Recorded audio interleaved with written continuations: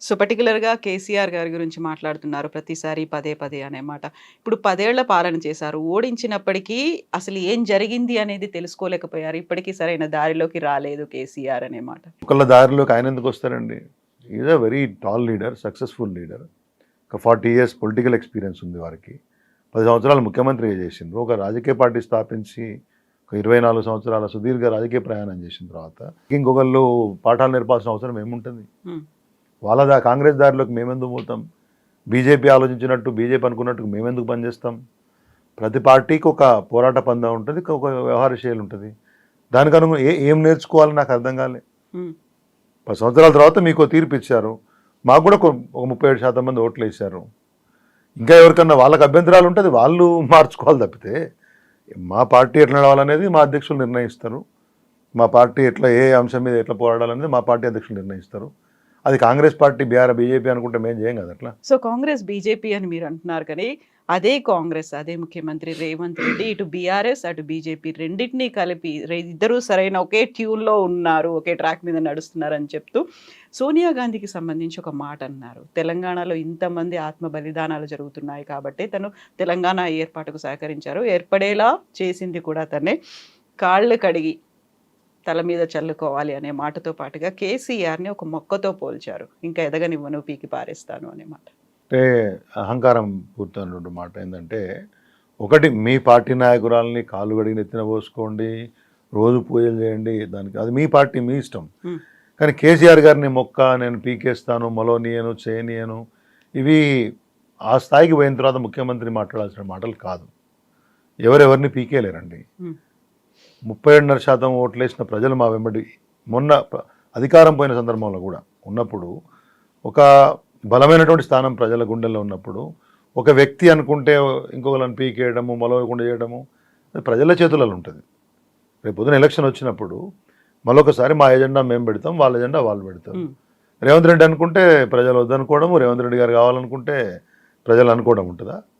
అది అతిశయం, అహంకారం. హ్మ్. అది సరైన పద్ధతి కాదు. ఒక ముఖ్యమంత్రి స్థాయికి ఒక ప్రభుత్వ కార్యక్రమంలో మాట్లాడిన పద్ధతి కానే కాదు. వాళ్ళ విచక్షణకు వదిలిపెడదాం. సో, 10 ఏళ్లలో ప్రజలు ఈ 10 నెలల్లో ఏం కోల్పోయారో తెలుసుకున్నారా? కేసీఆర్ అయితే అదే మాట పదే పదే చెప్తున్నారు. కాకుంటే పోయినవి మీ ఇంట్లో ఉన్నటువంటి 4 ఉద్యోగాలు మాత్రమే అని రేవంత్ అంటున్నమాట. రేవంత్ రెడ్డి గారు కాంగ్రెస్ పార్టీ లైన్ ఆయన లైన్ మాట్లాడతాడు కదా. హ్మ్. ప్రజలు ఏం పోగొట్టుకున్నారు అనే అంశానికి వచ్చినప్పుడు ఏంటంటే, ఈ ప్రభుత్వం చెప్పిన హామీలు చేయకపోవటం, 10 సంవత్సరాల్లో రైతులకు కానీ అన్ని వర్గాలకు ఏదైతే ఒక కంఫర్ట్, ఒక ఇచ్చినటువంటి ఒక బెస్ట్ అమ్యూనిటీస్ లేకపోతే సర్వీసెస్ అయితే ఉన్నాయో వాటిలో వచ్చినటువంటి గ్యాప్ని ప్రస్తావించి చెప్పినాం. ఫర్ ఎగ్జాంపుల్ 24 hours పవర్ తీసుకుందాం మనం. హ్మ్. రైతులనే, మేజర్ సెగ్మెంట్ రైతులు కదా మన దగ్గర. ఇరిగేషన్ ఫెసిలిటీసు, వాటరు, ఒకవైపు గ్రామాల్లో డ్రింకింగ్ వాటరు, ఫ్రీ కరెంటు, ఇవన్నీ ఇచ్చినాం కాబట్టి ప్రభుత్వం ఒక సీరియస్ అప్రోచ్ తీసుకుంది కాబట్టి ధాన్యం ఆయకట్టు పెరిగింది, ధాన్యం దిగుబడి పెరిగింది, ప్రభుత్వం కొన్నది రైతుల్ని ఒక కంఫర్ట్ లెవెల్లో పెట్టింది. హ్మ్. ఇప్పుడు ఆ గ్యాప్ కనబడుతుంది ప్రభుత్వానికి రైతులకు మధ్యలో. అలా పత్తి కొనుగోళ్లకు సంబంధించి రైతుల కష్టాలు మనం చూస్తున్నాం. కరెంట్ కట్స్ బాగా ఫ్రీక్వెంట్గా ఉంటున్నాయి అనేటువంటి ఇబ్బంది గ్రామాల్లో ఉంది, పట్టణాల్లో కూడా ఉందనే విషయాన్ని ప్రజలు చెప్తా ఉన్నారు. సో గతంలో ఏదైతే సర్వీసెస్ ప్రజలకు ఇబ్బంది లేకుండా అందినాయో, ఫర్ ఎగ్జాంపుల్ రైతు బంధు ప్రతి సెషన్కి టెన్షన్గా కరోనా వచ్చినా కానీ ప్రజలకు అందజేసే ప్రయత్నం ఆ రోజు సక్సెస్ఫుల్గా కేసీఆర్ గారు చేశారు. ఇప్పుడు అవన్నీ గ్యాప్ వచ్చినాయి కదా. హ్మ్. ఇవి కాక వాళ్ళు చెప్పిన అంశాలు చేయట్లేదు అనేది, పెన్షన్ పెంపు అనుకోండి, రైతు భరోసా పెంచి ఇవ్వడం కానివ్వండి, విద్యార్థులకు అనుకోండి, అన్ని వర్గాలకు చేస్తామన్న మేలు ఏది జరగకపోతే ప్రజలకు వాస్తవం ఏందో తెలిసి వచ్చిందనే మాట చెప్పినాం. హ్మ్. అప్పుడు చెప్పింది చేసినాం, చెప్పని చాలా అంశాలు చేసినాం బీఆర్ఎస్ ప్రభుత్వంలో. ఇక్కడ చెప్పినవి చేయట్లేదు, గతంలో అమలు చేసిన అంశాలను కూడా సమర్థంగా అమలు చేయలేకపోతున్నారనే గ్యాప్ని ఏదైతే ఉందో అదే విషయాన్ని ప్రజలకు చెప్పే ప్రయత్నం చేస్తాం. సో, ఇప్పుడు ప్రజలు అదేమన్నా రియలైజ్ అయ్యారా? ఎందుకంటే 1 ఇయర్ కంప్లీట్ కాబోతోంది కాబట్టి ఒక వారోత్సవాల్ని, సెలబ్రేషన్స్‌ని జరుపుకోవాలని తెలంగాణ రాష్ట్ర ప్రభుత్వం నిర్ణయించింది. సో, ప్రజలకు అర్థమైందా? ఏం మిస్ అయ్యాము, లేకుంటే ఇప్పుడు మనకి జరగాల్సినవి ఏం జరగట్లేదు అనేది ఏమన్నా తెలుసుకున్నారా? ఇప్పుడు ప్రభుత్వం విజయోత్సవాలు చేయాలనుకుంటే దానికి అనుగుణంగా అధికార యంత్రాంగం ఏర్పాట్లు చేస్తుంది. హ్మ్. జనాలు రావాలనుకుంటే ఉండే పద్ధతులు అవి ఉన్నాయి. అక్కడ మీరు భారీ ప్రసంగాలు ఇచ్చి విజయోత్సవాలు చేస్తాము, బాగవుతున్నాయని వాళ్ళు అనుకుంటే వాళ్ళ ఇష్టం. హ్మ్. కానీ నిజంగానే సామాన్య తెలంగాణ ప్రజలు కాంగ్రెస్ ఇచ్చిన హామీలకు అమలు చేసిన హామీలకు ఉన్నటువంటి ఒక గ్యాప్, లేకపోతే వ్యవసాయ రంగంలో కానీ మహిళలకు కానీ అన్ని వర్గాలకు సంబంధించి గతానికి ఇప్పటికి పోల్చుకుంటే గ్రామాల్లో ప్రజల దగ్గర నుంచి వస్తున్న స్పందన మనం చూస్తూ ఉన్నాం ప్రతిరోజు. సో మీరు ఎంపిక చేయబడిన ఛానళ్లలో మీకు అనుకూలంగా వార్తలు ఊదరగొట్టి ప్రభుత్వ యంత్రాంగం, ప్రభుత్వం ప్రజల డబ్బుతోటి భారీ సభలు ఏర్పాటు చేసి భారీ స్పీచ్లు ఇచ్చి ఫుల్ పేజ్ యాడ్లు ఇచ్చుకున్నంత మాత్రాన విజయోత్సవాలు ఎట్లా అవుతాయి? నిజంగా తేడా కనబడాలి కదా. ఆ తేడా ఉందని నేనైతే అనుకోవట్లేదు. ఆ తేడా ప్రజల దగ్గర నుంచి కూడా ఇంకా బలంగా వినపడాలంటే కొంత సమయం పడుతుంది. ఇప్పటికే దాని ఛాయలు అన్ని చోట్ల కనబడుతున్నాయి. పోయిన 2-3 నెలల్లో ఈ వర్గం ఆ వర్గం అని లేకుండా అందరూ రోడ్ల మీదకి వచ్చారు. పోలీసుల దగ్గర నుంచి హోంగార్డుల వరకు, ఉపాధ్యాయుల దగ్గర నుంచి రైతుల వరకు. కాబట్టి తెలిసిపోతూ ఉంది కదా ప్రభుత్వం యొక్క పనితీరు ఎట్లుందనేది. ఇంకింత సమయం పడుతుంది దాన్ని కన్సల్టేట్ చేయడం కోసం. సో ప్రజల దగ్గర నుంచి ఒక వ్యతిరేకత, ఒక ఆందోళన అనేది మెల్లిమెల్లిగా కనిపిస్తోంది, బయటికి వినిపిస్తోంది అనుకున్నప్పుడు బీఆర్ఎస్ చేయాల్సినటువంటి ఒక ఆందోళన, ఒక ఉద్యమం అనేది కేవలం తెలంగాణ భవన్ వేదికగా అక్కడ ప్రెస్ మీట్లు జరుగుతున్నాయి, ప్రతిరోజు లీడర్స్ వచ్చి మాట్లాడుతున్నారు తప్ప అది క్షేత్రస్థాయిలో కనిపించట్లేదు అనే మాట.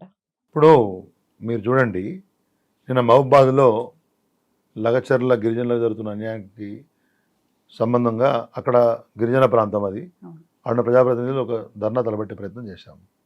ప్రభుత్వం నిరాకరించింది. ఇప్పుడు కోర్టు పోయినా తెచ్చుకునేది. రేపు 29కు ఒకటి దీక్షా దివస్ ప్లానింగ్ ఇచ్చాము. అంతకుముందు రైతు రుణమాఫీకి ప్రభుత్వ నిర్లక్ష్యం సంబంధించి రాష్ట్ర వ్యాప్తంగా అనేక చోట్ల ధర్నాలైనాయి, ర్యాలీలైనాయి. ఎంఆర్ఓలకు, ఆర్డీఓలకు, కలెక్టర్లకు వినతి పత్రాలు లాంటి ఇచ్చే కార్యక్రమాలు చేసినాం. హైదరాబాద్ నగరంలో కూడా మూసీ విషయంలో ప్రజల ఆందోళన చేపట్టినప్పుడు, వాళ్ళ ఇండ్లు పోతాయని భయపడినప్పుడు మూసీ ప్రాంతాల్లోకి ముందుగా వెళ్ళింది బీఆర్ఎస్ పార్టీ. ప్రజల్ని కలిసింది. మీరు ఇండ్లు పోతాయని మీరు భయపడొద్దని, ప్రభుత్వ నిర్బంధాన్ని తట్టుకోవడం కోసం మేము అండగా ఉంటామని చెప్పి ముందు ప్రజల్లోకి పోయింది బీఆర్ఎస్ పార్టీ. హైడ్రా విషయంలో అక్కడక్కడ సామాన్య ప్రజలను ఇబ్బంది పెట్టే ప్రయత్నం చేస్తే ముందుగా స్పందించింది బీఆర్ఎస్ పార్టీ. ఇవాళ పత్తి రైతుల విషయంలో కానీ, ధాన్యం కొనుగోళ్ల విషయంలో కానీ, కరెంటు విషయంలో కానీ ముందుగా స్పందించింది బీఆర్ఎస్ పార్టీ. మేము అతిగా స్పందించామని వాళ్ళు అంటుంటే మీరేమో మేము స్పందించట్లేదు అంటున్నారు. తెలంగాణ భవన్ వేదికగా, మీడియా వేదికగా ప్రజలకు వాస్తవాలు చెప్తాం మీడియా ద్వారా. సమయంలో మన క్షేత్ర స్థాయి కార్యాచరణ కూడా సమాంతరంగా ఉంటుంది. సంవత్సరమే కదా, ఇంకా చాలా సమయం ఉంది. ఇప్పుడే మనం ఇంకా క్షేత్రానికి పూర్తి స్థాయిలో వెళ్ళడానికి సన్నద్ధమైపోతాం. ఇప్పటికే అనేక అంశాల మీద అక్కడ ఉన్నటువంటి స్థానిక మండల స్థాయి కానివ్వండి, జిల్లా స్థాయి కానివ్వండి, అక్కడక్కడ కార్యాచరణలు ఎక్కడికక్కడ చేపడుతున్నారు. రాష్ట్ర స్థాయిలో కేటీఆర్ గారు ఇప్పటికే రైతు రుణమాఫీ మీద కార్యాచరణ చాలాసార్లు ఇచ్చినాం. అనేక చోట్ల వారు కూడా అటెండ్ అయినరు. నేను ఇంతకుముందు చెప్పినట్టు మూసీ, హైడ్రా వచ్చిన అంశంలో ఎక్కడ ప్రజలు కోరుకున్న ప్రతి దగ్గర మేము ఉన్నాం. సో ఈ మధ్య కాలంలో వినిపించినటువంటి ఆరోపణలు, అరెస్టులు, అక్రమాలు ఇవన్నీ కాకుండా 2025లో కేసీఆర్ విశ్వరూపం ఉంటుంది అనే దానికి సంబంధించి కార్యాచరణ, లేకపోతే ఎక్కడ ఎలా బయటకు వస్తున్నారు? టేక్స్ టైం, వారే చెప్తారు. ఎందుకంటే వారు ఏంటంటే ఒక సమయం ఇవ్వాలి ప్రభుత్వానికి అనే ఉద్దేశంతో కేసీఆర్ గారు అనేక మాటలు చెప్పారు. డిసెంబర్ 2025లో ఖచ్చితంగా ఒక సంవత్సరం అయిపోతుంది. వారి కార్యాచరణ బయటకు వచ్చినప్పుడు మీకు ప్రస్ఫుటంగా తెలుస్తుంది. తెలియజేసి ముందుకు పోతాం. థ్యాంక్ యూ సో మచ్ అండి. Thank you.